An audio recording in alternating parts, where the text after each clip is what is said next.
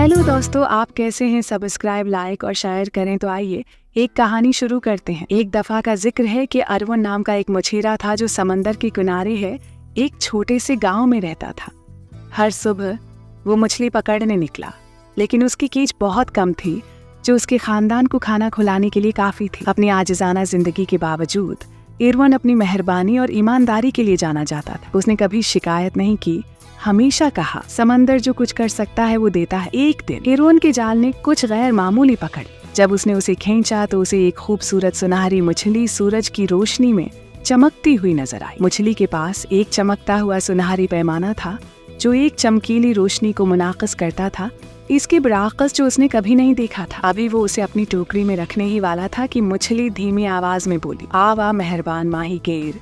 सुनहरी मछली ने कहा, मैं कोई आम मछली नहीं हूँ, बरा करम मुझे जाने दो और बदले में मैं आपकी 3 ख्वाहिशात पूरी करूंगा। अरवन हैरान रह गया, लेकिन मछली छोड़ने पर राजी हो गया।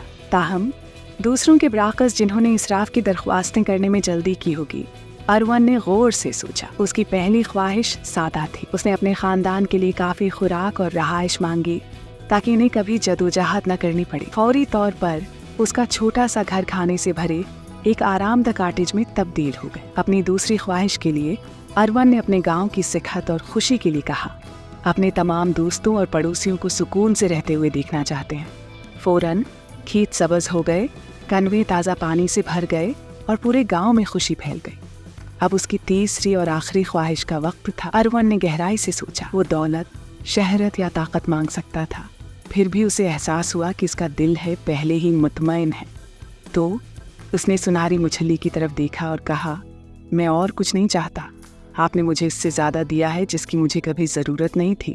आप जाने के लिए आज़ाद हैं। सुनहरी मछली ने उसकी बेलूसी से हैरान होकर जवाब दिया, हारून, तुम्हारे पाक दिल की वजह से मैं तुम्हें एक आखिरी तोहफा दूंगा।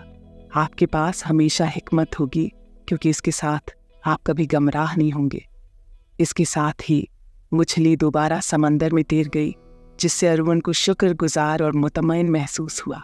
गांव वाले उन अजायबात पर हैरान रह गए जो उनके पास आए थे, और अरवन अपनी नई पाई जाने वाली हिकमत के साथ दूसरों की रहनुमाई करते हुए एक पुरअमन जिंदगी गुजारता रहा।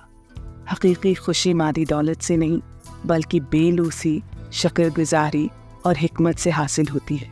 कभी कभी अपने लिए कम इंतखाब करना हमारे आसपास है कि लोगों के लिए ज़्यादा खुशी लाता है।